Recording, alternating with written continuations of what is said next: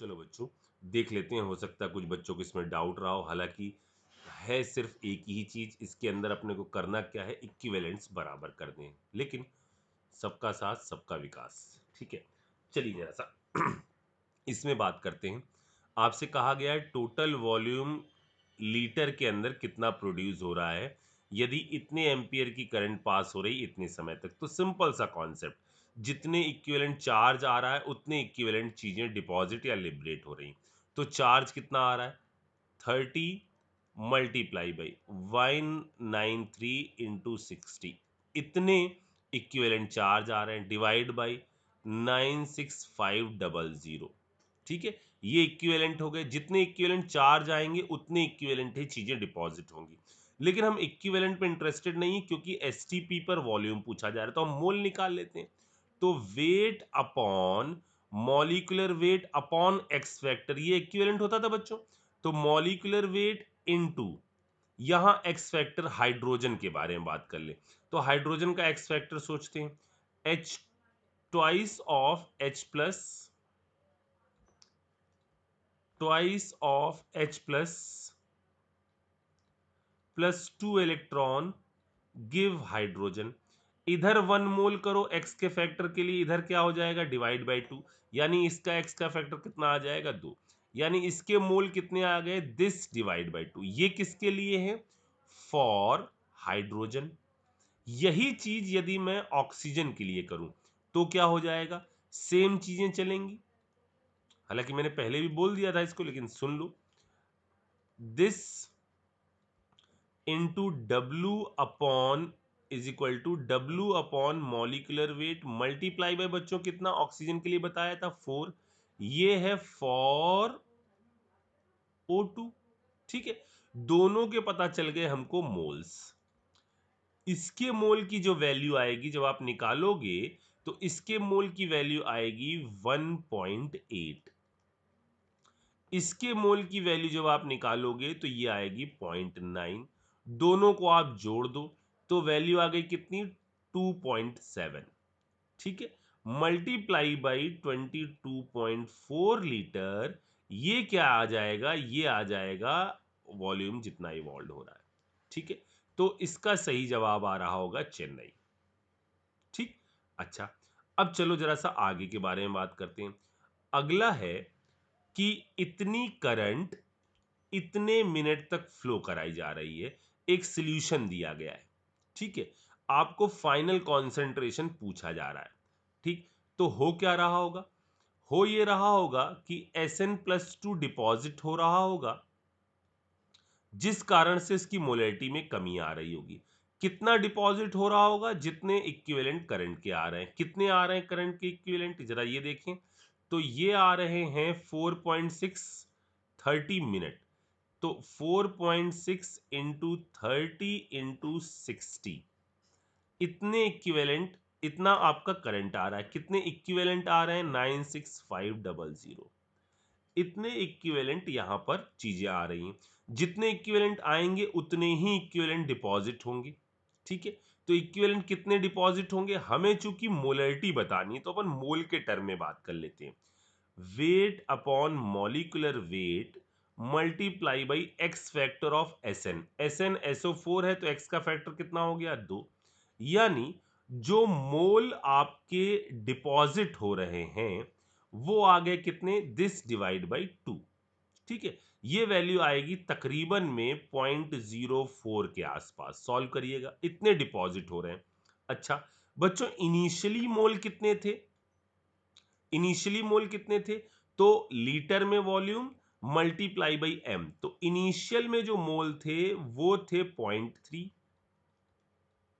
Deposit हो गए इतने, तो फाइनल सॉल्यूशन में मोल कितने हैं, इतने मोल हैं। ये वॉल्यूम जो है इलेक्ट्रोलिसिस के दौरान चेंज नहीं होता है, तो 0.5 मल्टीप्लाई बाई नई मोलरिटी आपको पता चल जाएगी। आया समझ में, ठीक है। इसका सही जवाब भी आएगा क्या, दिल्ली। ठीक है, इसी तरह अगला चालू करो। इसमें क्या कहा गया है, इसी का एक्सटेंशन है, सवाल हमने बिल्कुल ऐसे सेट किए हैं। इसने इतने आपके इनिशियल हैं, बाद में मोलरिटी इतनी आ रही है, यानी कितने डिपॉजिट हो गए हैं अगर हमें यह पता करना है तो इनिशियल कितने थे। अभी अगले क्वेश्चन के बारे में बात हो रही है। इनिशियल कितने थे, इतने, ठीक है। कितने बचे हैं, इतने बचे हैं, यानी इतने आपके डिपॉजिट हुए होंगे। कितने, 25 मिली मोल डिपॉजिट हुए होंगे। तो मोल कितने डिपॉजिट हुए होंगे, डिवाइड बाई 1000। इतने मोल डिपॉजिट हो रहे होंगे, तो इक्विवेलेंट कितने आ रहे होंगे। हम ये एज्यूम कर रहे हैं कि क्रोमियम +3 से क्रोमियम सॉलिड में जा रहा है, तो मोल मल्टीप्लाई बाई एक्स फैक्टर कितना हुआ, 3। इतने इक्विवेलेंट डिपॉजिट हो रहे हैं, इतने इक्विवेलेंट ही करंट आ रही होगी। करंट की वैल्यू टाइम पूछा जा रहा है और इसकी वैल्यू दी गई है इतने ampere, 96.5 into T divide by 96500। आ रही बात समझ में। इसको सॉल्व करेंगे आप तो इसका जो टाइम आ रहा होगा ये आ रहा होगा 75 सेकेंड, ठीक है। यानी इसका जो सही जवाब है ये आ गया, ये, ठीक है। अगला देखो, अगले में क्या कहा गया है, कॉपर के कितने ग्राम डिपॉजिट हो रहे होंगे यदि इतने लीटर आपका ऑक्सीजन एसटीपी पर इवॉल्व हो रही है, ठीक है। एसटीपी पर 5.6 लीटर आपकी ऑक्सीजन इवॉल्व हो रही है, तो मोल कितने आ रहे हैं ये हम सबको पता चल गया। दिस डिवाइड बाई 22.4 मोल आ गए। This multiply by X factor oxygen के लिए इतना हो गया, equal to W upon 63.5 multiply by 2। Solve करो इसके लिए, यहां जो W आ रहा होगा वो वेट पूछा जा रहा है ना, एक सेकेंड, वेट पूछा जा रहा है, electric how many gram of copper deposited, अच्छा वेट पूछा जा रहा है, तो ये वैल्यू जो आएगी वो आ रही होगी 31.75 वाला, ये आ रहा होगा, चेक करना जल्दी से।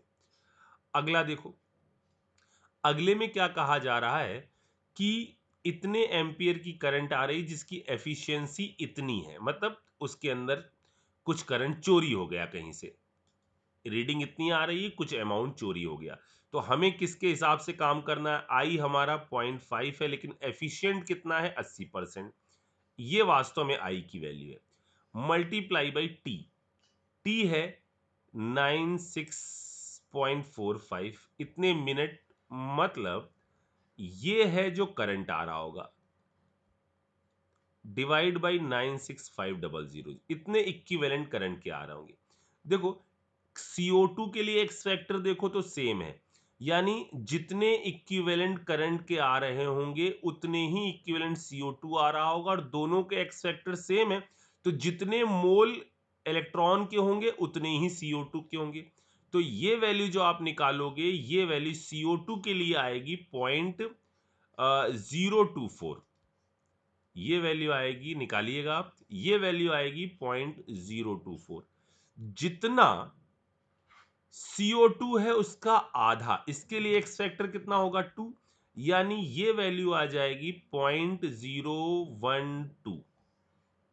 ये आ गए मोल्स, किस चीज के, जो भी गैसेस इवॉल्व हो रही हैं, और पूछा जा रहा है वॉल्यूम ऑफ गैसेस इस कंडीशन में, तो आप पीवी इक्वल टू एनआरटी लगा लीजिए, दिस डिवाइड बाई 760, वॉल्यूम पता करना है, एन की वैल्यू आपको N total equal to R into 0.083, ठीक है ना, इंटू कितना 300, चेक करिए, डेली आ रहा होगा। अच्छा, अगला वाला देखो, अगले वाले में क्या कहा जा रहा है, आपको 3 सेल दिए गए हैं एक्स वाई जेड, एक में NaCl, एक में AgNO3, एक में कॉपर सल्फेट, ठीक है।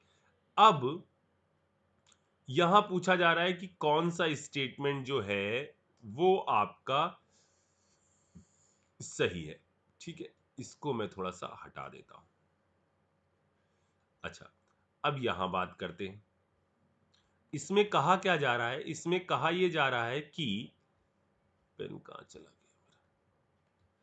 ठीक है, इसमें कहा जा रहा है इतने ग्राम कॉपर डिपॉजिट होगा इसके अंदर, जेड के अंदर। अच्छा, कॉपर तो डिपॉजिट हो रहा है। इतने ग्राम सिल्वर आ रहा है, तो जितने इक्विवेलेंट सिल्वर के आ रहे हैं ये हो गए इक्विवेलेंट ऑफ सिल्वर बराबर वेट ऑफ कॉपर निकालना है, this divide by 63.5 into its x factor. इसमें तो 1 होगा, इसके लिए एक्स फैक्टर 2, तो जो वेट आएगा वो आएगा 6.35 ग्राम। मतलब पहला सही होगा, अपना जवाब नहीं होगा। ठीक है, क्योंकि इनकरेक्ट पूछा है। अगला कहा जा रहा है इतनी chlorine liberated at cathode of Y. Cathode of Y, तो वाई में क्या क्या चीजें कैथोड पर जा रही होंगी? कैथोड वो होता है जहां कैटायन जाते हैं, तो कैटायन में तो Ag प्लस जा रहा होगा और H प्लस जा रहा होगा, तो Cl तो लिबरेशन के बारे में सवाल ही नहीं उठता, क्योंकि कैथोड बोल दिया। कैथोड मतलब जहां कैटायन जाते हैं, ये गलत हो गया। अगला देखते हैं, इतना O2 liberated at anode in Y. पहले देख लेते हैं वाई में O2 निकलेगी भी कि नहीं निकलेगी। ओके, वाई में एनोड की तरफ जाएंगे NO3 माइनस और OH minus. Preferential discharge theory से ये नीचे आएगा तो ये उड़ेगा, यानी O2 तो निकलेगी। अब इतनी निकलेगी या नहीं, इसको देखते हैं।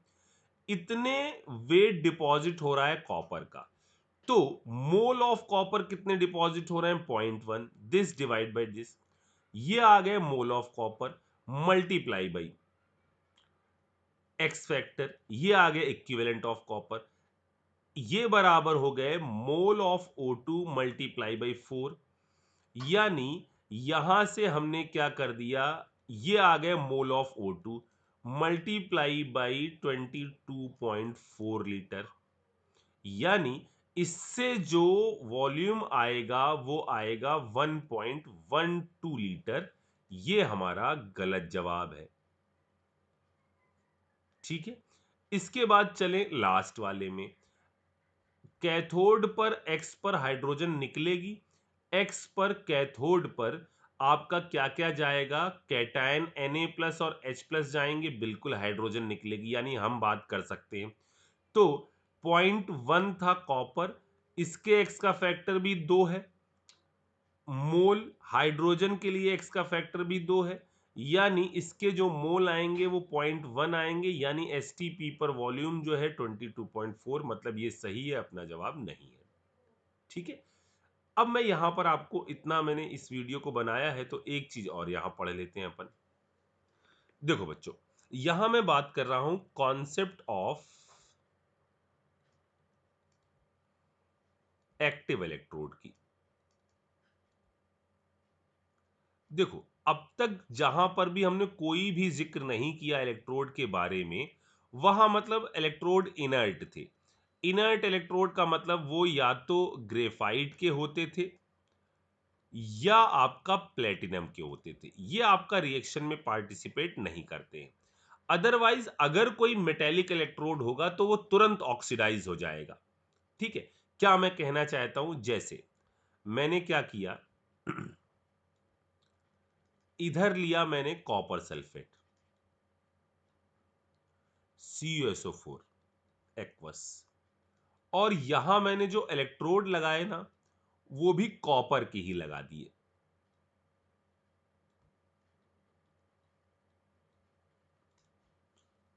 Plus minus.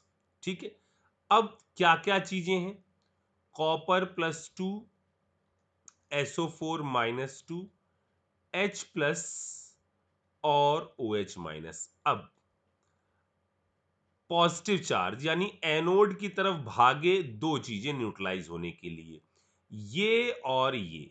लेकिन चूंकि एनोड मेटेलिक है और एक्टिव है, तो ये सब आकर खुद को ऑक्सीडाइज करें, ये सरफेस अपनी प्रोवाइड करे इनको ऑक्सीडाइज होने के लिए, उससे पहले ये खुद क्या हो जाता है? ऑक्सीडाइज, मतलब एट एनोड एनोड पर क्या होगा, ये दोनों न्यूट्रलाइज हों उससे पहले कॉपर रॉड कन्वर्ट हो जाएगी किस चीज में, कॉपर +2 और 2 इलेक्ट्रॉन में। आई बात समझ में? और दूसरी तरफ एट कैथोड, कैथोड पर क्या चीज हो रही होंगी, ये जा रहा होगा, ये जा रहा होगा, और यहां से आया हुआ कॉपर +2 भी मौजूद होगा। ठीक है, तो इन कॉपर +2 और H+ में जीतेगा कौन, कॉपर प्लस जीतेगा +2, यानी दूसरी जगह पर ये 2 इलेक्ट्रॉन लेकर कन्वर्ट हो रहा होगा कॉपर सॉलिड में। इट मींस यहां पर खास बात क्या है कि यदि इसकी मोलरिटी m है, तो जरा सोचो बच्चों, जितने इक्विवेलेंट करंट यहां फ्लो कर रहा होगा, उतने ही इक्विवेलेंट कॉपर सॉल्यूशन में आ रहा होगा, उतने ही इक्विवेलेंट यहां पर जाकर डिपॉजिट हो रहा होगा। यानी इस प्रोसेस के दौरान मोलरिटी जो कॉपर सल्फेट की है वो फिक्स रहेगी। यहां पर मोलरिटी जो है वो कॉपर सल्फेट की फिक्स रहेगी। ठीक है, चलो अच्छा एक काम और करते हैं। यहां मैं इस बार लेता हूं सिल्वर का इलेक्ट्रोड। अब की मैंने लिया कॉपर सल्फेट, लेकिन यहां ले लिया सिल्वर का इलेक्ट्रोड। ये आपका एजी रॉड है। ठीक है, फिर से देखो जरा क्या होगा। अब की हमारे पास कॉपर +2 है और सल्फेट है, H+ है और OH- है। ध्यान से समझना इस चीज को।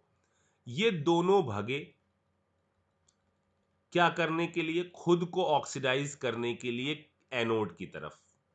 ठीक है, लेकिन चूंकि ये मेटेलिक इलेक्ट्रोड है, इनको ऑक्सीडाइज करने से अच्छा है, मेटल की टेंडेंसी खुद से इलेक्ट्रॉन निकालने की है। यानी एट एनोड क्या हुआ, अब जरा ध्यान से देखना, एट एनोड क्या हुआ, एनोड पर एजी रॉड कन्वर्ट हो गई Ag+ में और इसने निकाल दिया एक इलेक्ट्रॉन।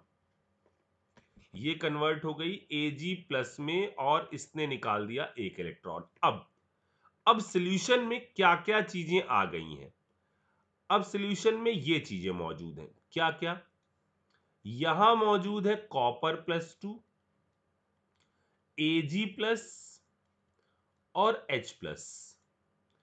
अब बताओ क्या हो रहा होगा, इन तीनों में आप किसको खाओगे, तो जो बाद में आता है वो पहले न्यूट्रलाइज होगा। यानी यहां मजेदार बात यह है, एट कैथोड भी क्या हो रहा होगा, Ag+ जो आया है वो इलेक्ट्रॉन लेकर Ag सॉलिड में कन्वर्ट हो रहा होगा। समझ में आई मेरी बात? तो आपको सोचना पड़ेगा कि यहां क्या प्रोसेस चल रही है, बहुत ज्यादा इसके अंदर नहीं है, सिंपल सी चीजें हैं। ठीक है, चलो एक काम और करते हैं, थोड़ा सा और इसको बढ़ाते हैं और इस पर बेस क्वेश्चन कैसे आएगा इसके बारे में बात करते हैं। जैसे मैंने क्या किया, मैंने अब की रखा है कॉपर सल्फेट। ठीक है, और यहां मैंने जो रॉड लगाई है, ये रॉड मैंने अब की जिंक की रॉड लगाई है। ठीक है, ये जिंक की रॉड लगाई है और इस जिंक की रॉड का जो वेट है वो हम कह रहे हैं 25 ग्राम है। ठीक है, और यहां हमने जो सॉल्यूशन भरा हुआ है, ये सॉल्यूशन भरा हुआ है हमने कॉपर सल्फेट का। अब पहले देखते हैं कि क्या हो रहा होगा। फिर से ऐसे ही ये भगे, लेकिन एट एनोड जिंक रॉड ने क्या कर दिया, इनको न्यूट्रलाइज करने से पहले रॉड खुद क्या हो गई, ऑक्सीडाइज हो गई। Zn कन्वर्टेड इनटू Zn+2 और इसने 2 इलेक्ट्रॉन निकाल दिए। अब कंटेनर में क्या क्या है, कंटेनर में है आपका जिंक +2, कॉपर +2 जो इधर जाएंगे, और H+। तो इन सब में कौन उड़ेगा, जो बाद में आता है। यानी एट कैथोड। कैथोड पर क्या प्रोसेस चल रही होगी? ये चल रहा होगा कॉपर +2 2 इलेक्ट्रॉन लेकर कन्वर्ट हो रहा होगा कॉपर सॉलिड के अंदर। ठीक है, यानी मोलरिटी में चेंज हो रहा होगा कॉपर सल्फेट की, बिल्कुल हो रहा होगा। मान लो मैंने आपसे कहा कि इसके दिए हुए हैं 100 ml ऑफ 1 m, ये इनिशियल है। ठीक है, और आफ्टर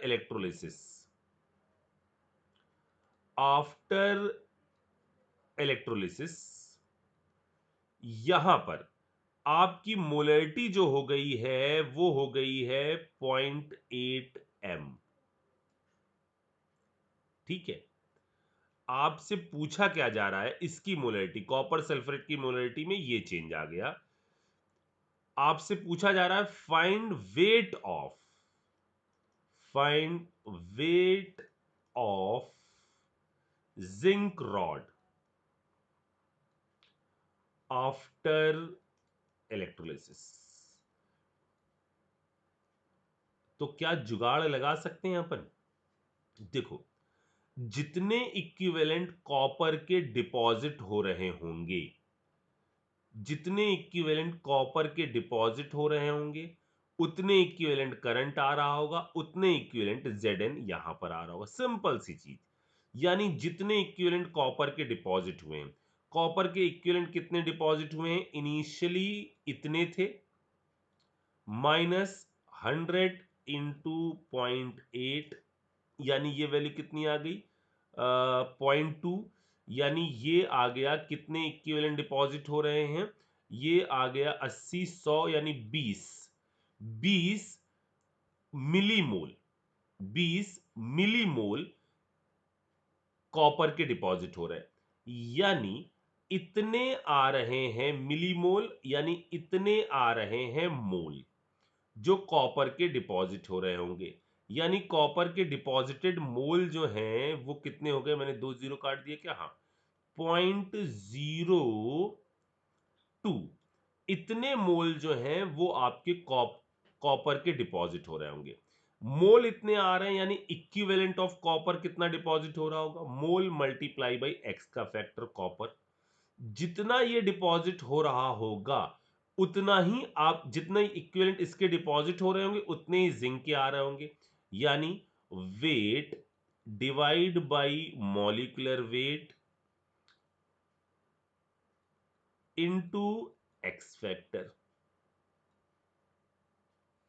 यहां से पता चल जाएगा कि वेट आपका कितना डिपॉजिट हो रहा है। 25 से हम इसको घटा देंगे तो हमें यह पता चल जाएगा कि आफ्टर इलेक्ट्रोलिसिस कितना आपका जिंक रॉड का वेट आ रहा है। आ रही बात समझ? ठीक है, तो ये था कॉन्सेप्ट एक्टिव इलेक्ट्रोड का। बच्चों, चूंकि अपन ने इक्विवेलेंट के साथ खेलना सीख लिया है, हो सकता है हम सवालों को ऐसे भी अब लगा सकते हैं। जैसे मान लो ऐसा एक क्वेश्चन हमने आपसे कहा कि एक कंटेनर है जिसके अंदर आपका प्रेजेंट है KI। एक कंटेनर है जिसके अंदर प्रेजेंट है KI। ठीक है, यहां इलेक्ट्रोड लगा दिया गया। अब जरा देखना, इसको और एक्सटेंड कर रहे हैं। यहां KI प्रेजेंट है, यहां हमने इलेक्ट्रोड लगा दिए, अभी एक्टिव नहीं है, नॉर्मल इलेक्ट्रोड लगा दिए। ठीक है, इस पर इलेक्ट्रोलिसिस कराई। ठीक, इलेक्ट्रोलिसिस कराई, आई बाद में आता है। तो एक इलेक्ट्रोड से क्या चीज, कौन सी गैस बाहर निकली? आयोडीन, I2 निकली। इसको हमने कलेक्ट कर लिया।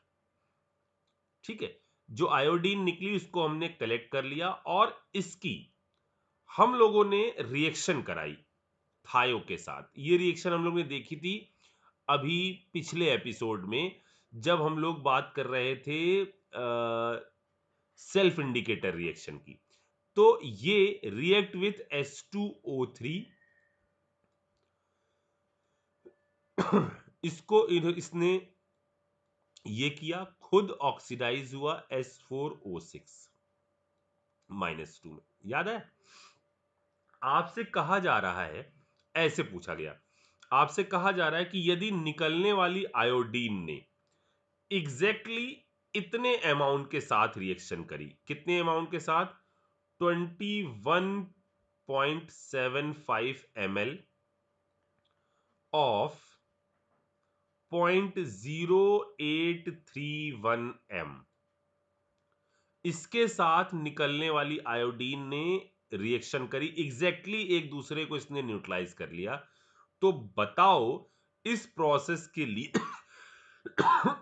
इस प्रोसेस के लिए आपने यहां पर कितने एम्पियर की करंट 2 घंटे तक फ्लो कराई होगी? तो क्या कॉन्सेप्ट होगा? जितने इक्विवेलेंट चार्ज के आएंगे उतने ही इक्विवेलेंट I2 निकल रही होगी, और जितने ही इक्विवेलेंट I2 निकल रही होगी उतना इसको वो न्यूट्रलाइज कर रही होगी। यानी जितने मिली इक्विवेलेंट इसके होंगे, मिली इक्विवेलेंट ऑफ H2O3 बराबर होंगे मिली इक्विवेलेंट ऑफ I2 के, और ये बराबर होगा मिली इक्विवेलेंट ऑफ चार्ज के। अब ये आपका ऑक्सीडाइजिंग या रिड्यूसिंग एजेंट के लिए एक्स का फैक्टर कैसे देखा जाता है? यहां हमें एक्स के फैक्टर की जरूरत पड़ेगी ना, एम है ना, एक्स के फैक्टर की जरूरत पड़ेगी। तो एक्स का फैक्टर ऐसी जगहों के लिए होता है जो हम लोग ने पहले पढ़ा था, change in oxidation number, change in oxidation number by पर मॉलिक्यूल। ठीक, यहां से आप x कैलकुलेट करिए, जो x आया उससे आपको मिली इक्विवेलेंट पता चलेंगे, डिवाइड बाई 1000 कर देना, इक्विवेलेंट आ जाएंगे। इस इक्विवेलेंट को बराबर कर देना करंट के। मुझे बताओ कि I की क्या वैल्यू आनी चाहिए। ठीक है, इस तरह से अपने पहले पार्ट के बारे में अपन ने काफी हद तक इंफॉर्मेशन ले ली। अब आप प्रैक्टिस करोगे तो मजा आ जाएगा। ठीक है, चलिए बच्चों।